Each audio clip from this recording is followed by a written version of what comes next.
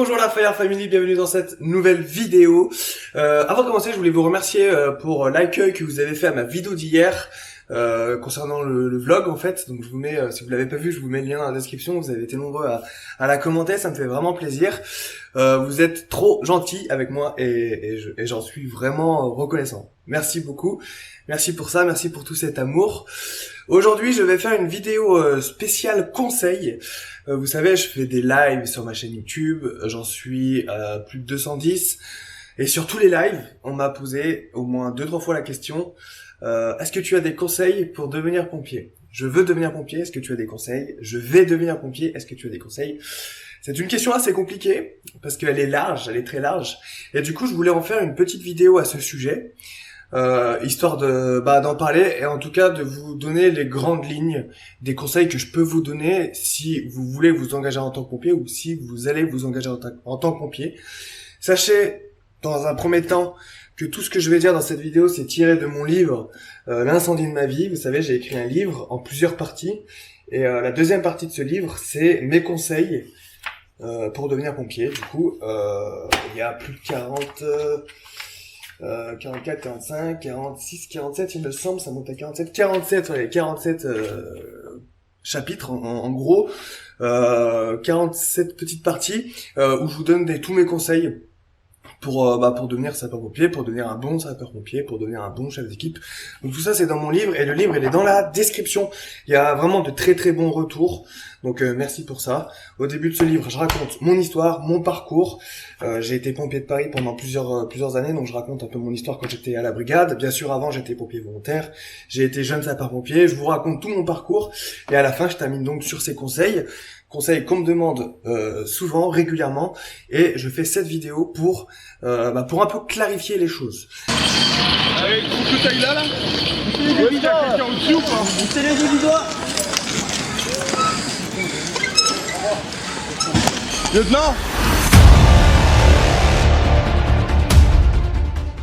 Bon, déjà en numéro 1, si vous voulez devenir pompier, ou si vous allez devenir pompier, il faut que vous vous posez les bonnes questions. Il faut vous poser les bonnes questions. La bonne question que vous pouvez vous poser au début, c'est « Suis-je fait pour la vie de sapeur-pompier ?» Cette phrase est très importante parce que il y a le mot « vie de sapeur-pompier ». Si vous voulez vous engager en tant que pompier, que ça soit professionnel, volontaire ou pompier de Paris, pompier de Marseille, il y a le mot « vie ». Parce que quand vous vous engagez chez les pompiers, vous allez vivre une vie de sapeur-pompier. D'accord? C'est-à-dire que vous allez prendre vos gardes, parfois vous allez dormir à la caserne, d'accord? Et vous allez manger avec vos collègues, vous allez partager des moments forts avec vos collègues, vos camarades, et donc voilà, c'est vraiment une vie. Voilà, peu importe le centre de secours, si c'est une petite caserne de pompiers volontaires, vous dormirez peut-être pas à la caserne, parce que le rythme est différent. Ça, il va falloir vous renseigner sur comment fonctionne votre caserne, mais des fois vous pouvez être chez vous avec votre bip et vous allez pouvoir décaler de chez vous, partir à la caserne. Si ça part sur intervention, vous partez à la caserne, vous changez, prendre le véhicule et partir sur intervention. Mais ça, je vous laisse regarder en fonction de votre département, de là où vous êtes.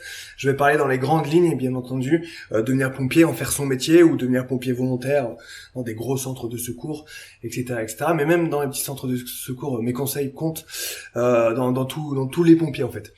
Donc voilà, ça c'est une question très importante. Posez-vous cette bonne question, suis-je fait pour cette vie en fait? Parce que voilà, c'est une vie totalement différente. Sachez que cette vie va être intense, il y aura un rythme, d'accord? Donc le rythme de la caserne qu'il va falloir respecter. Il y aura l'intensité au niveau du sport, vous allez aussi peut-être faire du sport, etc. Il va falloir être sportif pour faire sapeur-pompier, on en reparle un peu plus tard. Et il y a aussi la rigueur. Voilà, devenir sapeur-pompier, c'est être rigoureux. C'est-à-dire que vous allez porter un uniforme, d'accord?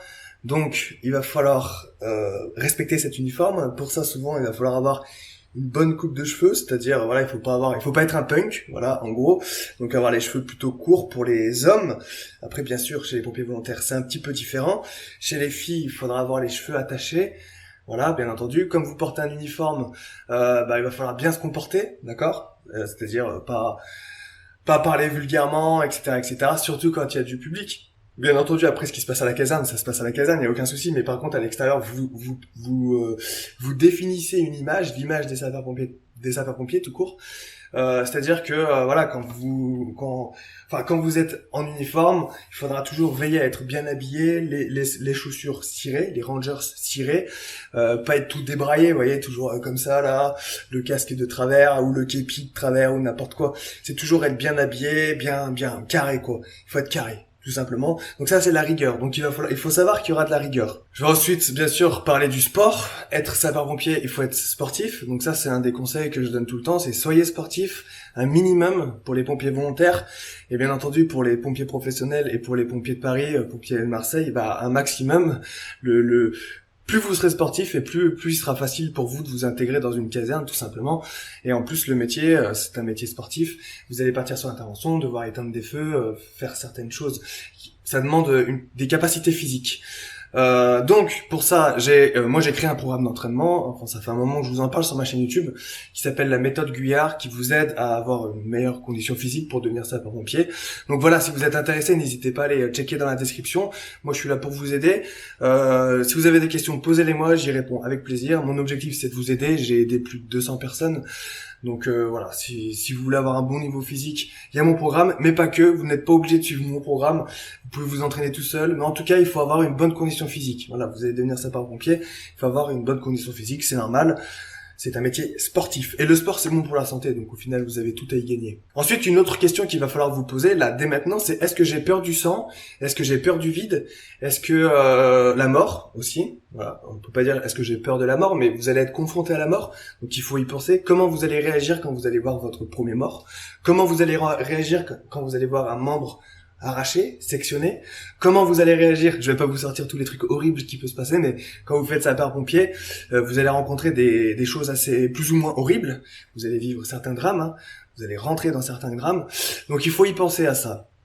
Voilà, en tout cas, on n'est jamais trop prêt pour ce genre de choses, mais il faut y penser. Il faut se dire comment je vais réagir. C'est normal que vous ayez des craintes à ce propos, mais il faut y penser. Vous allez le vivre. Donc si vous n'êtes pas fait pour ça, voilà, vous êtes pas fait pour la vie de sapeur-pompier, tout simplement, quoi. Une autre question super importante qu'il faut que vous vous posiez dès maintenant si vous voulez devenir sapeur-pompier, c'est le temps. Est-ce que vous avez du temps? Devenir sapeur-pompier, c'est très contraignant au niveau du temps. Quand on est passionné, c'est parfait. De toute façon, on s'en fiche, on y va à fond. Mais quand on a d'autres passions, quand on a une famille, par exemple, il faut vraiment réfléchir à ça. Tout simplement parce que pompier, quand vous prenez vos gardes, c'est des gardes, d'accord? Donc il faudra être à la caserne en plus de votre travail pour les pompiers volontaires. Donc voilà, ça demande un temps supplémentaire. Il va falloir vous former. Il y a plein d'événements annexes aux pompiers. Que ce soit des événements sportifs ou des événements l'amicale qui organisent telle chose ou telle chose, et c'est la vie de caserne, d'accord? Donc il faudra s'impliquer dans cette vie de caserne. Tout ça c'est pour vous intégrer au mieux, hein. Tous ces conseils ça marche pour vous intégrer au mieux. Si vous voulez vous intégrer dans une caserne, il faut s'impliquer dans la vie de caserne, et donc du coup quand vous êtes à la caserne, vous n'êtes pas à la maison. Donc ça il faut y penser. Voilà, c'est très important parce que souvent les gens s'engagent, j'ai pas de temps pour ma famille. Bah ouais, mais bon, pompier c'est un peu une deuxième famille. Donc voilà, il faut réfléchir comme ça, il faut se dire est-ce que j'ai du temps pour ça? Parce qu'il y en a beaucoup qui s'engagent et qui après se désengagent quelques années plus tard, ou quelques mois plus tard, en disant non, j'ai pas le temps. Donc voilà, c'est pour ça qu'il faut y réfléchir. Dès cette vidéo, il faut réfléchir. Est-ce que vous avez le temps pour devenir sapeur-pompier? Voilà, c'est au niveau temps, ça demande quand même beaucoup de temps. Rien qu'au niveau formation, c'est quand même énorme. Parce que vous allez faire vos formations, mais après, je sais pas, selon les départements, mais vous allez faire des recyclages. C'est-à-dire qu'il va falloir retourner à la caserne pour se reformer, constamment se reformer, etc., etc. Donc ça demande beaucoup de temps. Ensuite, une fois que vous êtes sapeur-pompier, il y a certaines choses qu'il va falloir faire du coup pour s'intégrer au mieux à la caserne. Donc ça c'est les conseils que je peux vous donner. Donc ça c'est les conseils en amont, réfléchir avant de devenir sapeur-pompier. Maintenant vous voulez devenir sapeur-pompier et c'est d'autres conseils qui rentrent en pratique. Comment s'intégrer en gros dans une caserne. Donc j'ai déjà fait une vidéo à ce sujet et je vous dis encore tout ça dans mon livre. Mais sachez qu'il y a plusieurs voies pour s'intégrer dans une caserne. Et notamment, ça commence par le maintien des acquis, d'accord? Donc, il va falloir toujours être opérationnel dans sa tête. Il va falloir toujours se former, d'accord? Constamment se former. Ne laissez pas les doutes vous envahir. Si vous avez des questions, posez-les, d'accord? Ça, c'est les conseils que je donne souvent, régulièrement. Posez les questions. Une fois que vous êtes sapeur-pompier, il y a quelque chose que vous savez pas, vous posez vos questions. Vous pourrez jamais tout savoir, à moins d'avoir une grande expérience et énormément de temps de service. Et encore, mais vous pouvez pas tout savoir. Donc il y a toujours des questions à poser, être curieux. Voilà, ça c'est important. Ça c'est un gros conseil que je vous donne, c'est la curiosité. Voilà, si vous savez pas, vous levez la main, vous posez la question, point. C'est pas grave. Il vaut mieux que vous sachiez pas dans la salle de cours ou sur la manœuvre ou que sur intervention. D'accord? Donc posez. Et après, malgré tout, sur intervention, vous allez peut-être découvrir des trucs que vous saviez pas, mais que vous avez, voilà, c'est normal, c'est l'expérience. Après, vous allez découvrir des nouvelles choses, et c'est ce qui fait la richesse du métier, quoi. Je vais vous parler maintenant du comportement. Une fois que vous êtes sapeur-pompier, ça c'est les conseils qu'on me demande aussi souvent. Comment je dois me comporter? Eh ben, restez vous-même déjà, ça c'est la première chose que je peux vous dire. Restez vous-même, hein, ne jouez pas un rôle. Ensuite, il va falloir se comporter. Dans toutes les casernes, il y a des règles, d'accord? Donc il faut respecter ces règles. Normal, c'est un lieu de vie. Comme dans une famille en fait, il y a une hiérarchie, il y a des règles. Dans toutes les casernes, les règles sont plus ou moins différentes. Il faut les respecter, tout simplement. Si c'est le plus jeune qui doit mettre la table, eh ben si c'est vous le plus jeune, bah allez mettre la table, point. Et c'est comme ça que vous ferez respecter. C'est en respectant les règles.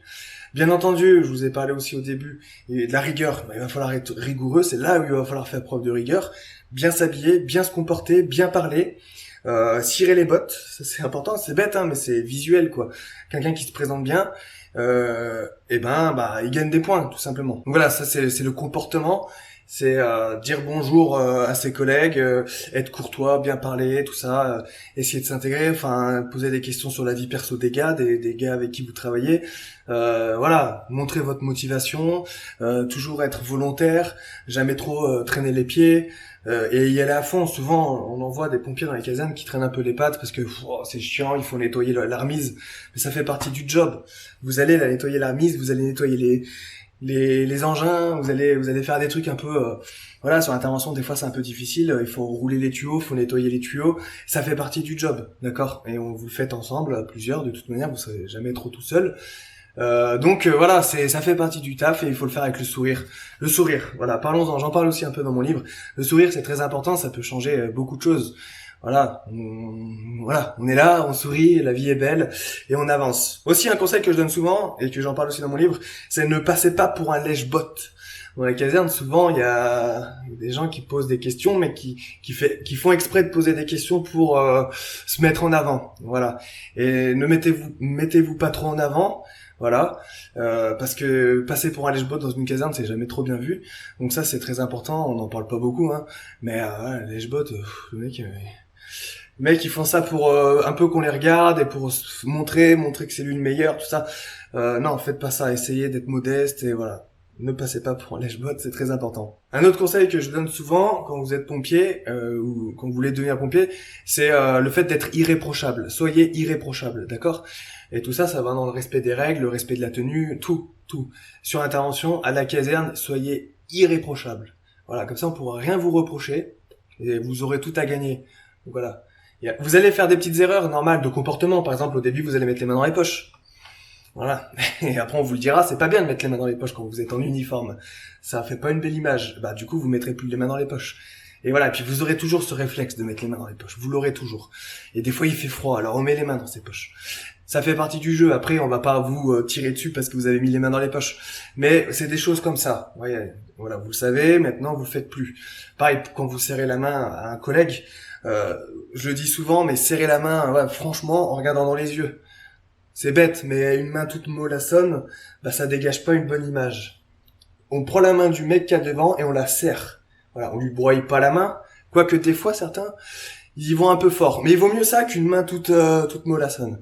Voilà, je pense que vous me comprendrez. Ensuite, je parle de conseils pour devenir sapeur-pompier. On peut parler aussi de compassion et de détachement. Je vous ai dit au début de la vidéo, quand vous allez faire des interventions, il y a certaines interventions qui seront assez difficiles. Et il va falloir faire preuve de compassion, d'accord? Mais pas trop. Il y a le mais pas trop qui rentre. La compassion, c'est quoi? J'ai une bonne petite définition sur mon téléphone. La compassion, c'est je souffre avec. En grec, ça veut dire je souffre avec. C'est un sentiment par lequel un individu est porté à percevoir ou ressentir la souffrance d'autrui et poussé à y remédier par amour ou morale. D'où le besoin de ce mot, ainsi que de celui d'empathie. D'accord? Empathie, compassion, c'est à peu près la même chose.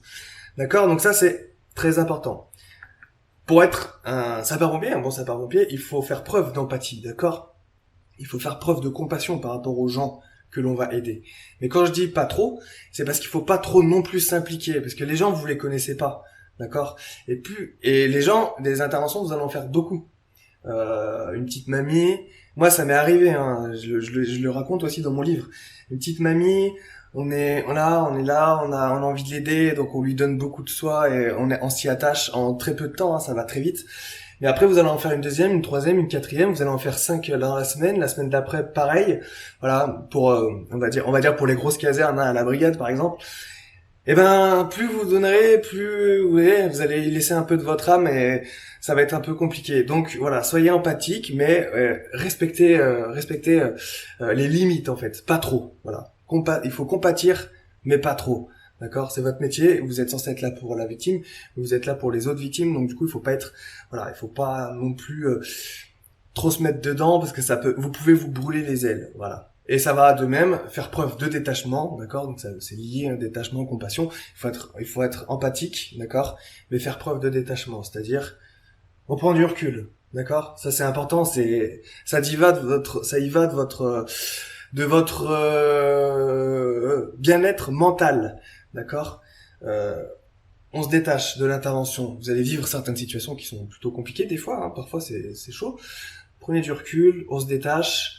N'hésitez pas à en parler à vos collègues. Voilà. De toute façon, j'en ai fait des vidéos sur ça, mais sur le détachement, sur la mort, tout ça. Parlez-en à vos collègues s'il y a des choses qui ne vont pas. Pompier, c'est un travail d'équipe, d'accord. Donc vous allez vivre avec des collègues et il va pas falloir hésiter à en parler. Pas forcément à tout le monde, il y a forcément des gens que vous allez moins aimer que d'autres, mais voilà, il y aura toujours des potes, donc allez les voir eux et parlez-en, ça fait toujours du bien. Donc j'en avais parlé un peu en début de cette vidéo, soyez curieux. La curiosité chez un pompier, c'est souvent ce qui distingue un mauvais pompier d'un bon pompier, c'est la curiosité. Quelqu'un qui se posera toujours les bonnes questions, pas forcément les bonnes questions, mais qui se posera toujours des questions. Voilà, il y a un fonctionnement, par exemple les pertes des charges chez les pompiers. C'est marrant, hein, les pertes des charges. Vous prenez un tuyau, d'accord? Le tuyau, vous le remplissez d'eau. Vous serrez le tuyau avec la lance, vous le remplissez d'eau, d'accord? Il y aura une perte de charge, d'accord? Donc ça, c'est dans vos cours pompiers. Mais c'est super intéressant de savoir pourquoi, au bout de la lance, il n'y a pas la même pression que l'on met à l'engin. Vous savez, à l'engin, on met la pression, on met beaucoup de pression pour que l'eau arrive jusqu'à la lance. Et pourquoi là, il y a tant de pression et à la lance, il n'y a pas assez de pression? Pourquoi? Parce qu'il y a une perte de charge. Vous voyez? Et ça, c'est bête, mais moi, la perte de charge, j'ai vraiment galéré à savoir ce que c'était. En plus, quand vous montez à la verticale, bah forcément, il y aura encore une autre perte de charge. Il faut mettre plus de pression pour avoir la bonne pression à la lance. Bref, tout ça, il y a pas mal de techniques dans le métier de sapeur-pompier. Et vous pourrez pas tout savoir. Il y a certaines choses, il va falloir vous l'expliquer plusieurs fois avec plusieurs mots, plusieurs façons de faire, on va dire, avec plusieurs instructeurs, peut-être aussi, moniteurs. Et il faudra poser des questions si vous n'avez pas compris. Voilà, mon explication, par exemple. Vous avez une explication comme ça. Si vous n'avez pas compris ce que c'est que les pertes de charge, parce que le moniteur ne vous a pas touché, enfin vous n'avez pas compris par rapport à votre moniteur, pas comme moi, vous n'avez pas compris, et ben n'hésitez pas à aller poser la question à un autre moniteur, à un de vos collègues. T'as compris ce que c'est que les pertes de charge? Moi, j'ai pas compris. Il a expliqué, mais j'ai pas compris. Voilà. C'est pas parce qu'il a mal expliqué, c'est parce que ça vous a pas touché, quoi. Souvent les moniteurs parlent à beaucoup de monde, donc ils parlent d'une manière et forcément tout le monde ne peut pas comprendre du premier coup. Donc n'hésitez pas entre vous à vous aider, à vous entraider et à poser des questions. J'ai pas compris. Voilà. Après peut-être que le moniteur va faire un schéma, vous montrer d'une autre manière, mais ne restez pas sans réponse à vos questions. Parce que c'est horrible en fait, parce qu'après vous allez partir sur l'intervention, vous n'allez pas comprendre certaines choses et ça peut mal se passer au final. Donc soyez très dur sur ça avec vous-même, d'accord? Vous savez pas, et ben on va tout faire pour que, si vous savez pas quelque chose, il faut tout faire pour que vous compreniez. Voilà. Je sais pas ça, je vais tout faire pour comprendre. Je travaille. Et c'est comme ça que vous deviendrez un bon pompier en plus. Donc du coup ça c'est cool. Posez des questions, toujours. Posez des questions. Et ça en va de soi dans la vie de caserne. Plus vous allez poser des questions, plus vous allez être volontaire pour manœuvrer, plus vous allez être motivé, plus vous allez être à fond, plus vous allez faire vos séances d'entraînement, plus vous serez présent, impliqué dans la vie de caserne, irréprochable. Tout ce que je vous ai dit là, si vous respectez tout ça, vous vous intégrerez à la caserne, rapidement. Le collègue dira, lui c'est un bon petit gars. Lui c'est un bon petit gars. Ou elle est bien elle. C'est-à-dire qu'elle est motivée, elle en veut, elle est là, elle est présente, elle se donne à fond. Oui, là. C'est comme ça que vous allez vous intégrer. Donc tous ces conseils au final, c'est que du bénéfice. Et dernier point que je voulais, c'est le dernier point aussi des conseils que je donne dans mon livre. Ayez toujours la flamme. Ça c'est très important. Vous allez partir sur l'intervention, aider des gens. Des gens parfois seront mal en point. Parfois il sera tard dans votre vie. Parfois vous allez, ça sera 2-3 heures du matin, d'accord. Le lendemain vous aurez quelque chose d'important à faire. Mais il va falloir l'avoir la flamme pour aller aider cette personne, parce que si elle vous a appelé, si elle a appelé les pompiers, c'est qu'elle est dans le mal, aussi mal qu'elle soit. Après, même si c'est une personne alcoolisée, ça fait partie du taf, d'accord. Donc il faut toujours avoir la flamme, ça c'est très important. Ne soyez pas blasé par ce que vous faites en fait. Vous faites un beau métier ou pompier volontaire, c'est génial, d'accord, c'est top d'être présent pour les autres, c'est top. Partout dans le monde, là je suis à Taïwan, ça se passe un peu comme chez nous, mais il y a des pays où on peut pas appeler quelqu'un qui vienne nous secourir. C'est la galère. En France, on a de la chance d'avoir ça. À Taïwan aussi, mais on appelle, il y a les pompiers qui viennent plus ou moins longtemps après, mais ils sont là. Et ils répondent avec des gars formés et des filles formées, présents, pour aider quoi. Donc ça c'est top. Et vous faites partie de ces gens-là. D'accord? Donc si la personne vous appelle, c'est qu'elle compte sur vous. Donc ayez toujours cette flamme. D'accord? Ça fait partie aussi le fait d'être irréprochable. Hein. On se réveille, on est fatigué, on a la tête dans le cul, mais voilà, il faut y aller. Ça fait partie du travail. Donc voilà pour tous mes conseils. Je crois que j'ai rien oublié. Aussi, si vous avez des questions, n'hésitez pas dans les commentaires. Allez-y, faites-vous plaisir. Les commentaires sont là pour ça. Si j'ai oublié des choses, si vous êtes pompier, vous vous dites Vincent, il a oublié de parler de ça, n'hésitez pas dans les commentaires. Comme ça, les commentaires complètent un peu la vidéo. Et comme ça, ça va aider un maximum de personnes. Et c'est l'objectif de cette vidéo. Donc voilà, les quelques conseils que j'ai à vous donner. Il me semble que j'ai rien oublié. Après voilà, comme je vous ai dit, dans mon livre, je dévoile tout. Je donne vraiment tout ce que j'ai là dans mon livre. Il y a ça. Et puis aussi sur ma chaîne YouTube, hein, j'ai fait pas mal de vidéos où je donne des conseils plus ou moins pertinents. Il y a aussi les lives. Vous savez, je fais 2-3 lives par semaine, des fois même 4. Donc venez pendant les lives, si vous avez des questions aussi, posez-les. Aussi, il y a le Discord, j'en parle pas beaucoup, mais il y a le Discord. Dans la description, si vous voulez discuter avec la communauté, il y a toujours du monde pour répondre à vos questions. Il y a des pompiers pros, il y a des pompiers de Paris, il y a des JSP, il y a des pompiers volontaires, des gars de la Croix-Rouge, il y a de la protection civile, il y a tout ce que vous voulez. Et les gens sont vous êtes très actifs sur le Discord. C'est un peu comme un chat, vous pouvez discuter. C'est vraiment top. Donc n'hésitez pas, le Discord est là aussi pour vous aider. Moi, je peux répondre à vos questions dans les commentaires, d'accord? Donc posez-moi vos questions dans les commentaires. Je suis là pour vous aider, c'est ma mission et je kiffe. Donc voilà, je pense tout vous avoir donné. Après, voilà, ça c'est des conseils que je vous donne personnellement, parce que j'ai été 6 ans pompier de Paris, pompier volontaire, JSP, donc j'ai vécu dans plusieurs casernes, je sais comment ça se passe, donc c'est mes conseils, et c'est comme ça et c'est en pratiquant tout ce que je vous ai dit là, et dans le livre je développe un peu plus, et que j'ai réussi à bien m'intégrer rapidement, et que j'ai kiffé, voilà. Moi j'ai kiffé la brigade, j'ai adoré la brigade, c'était trop bien la brigade.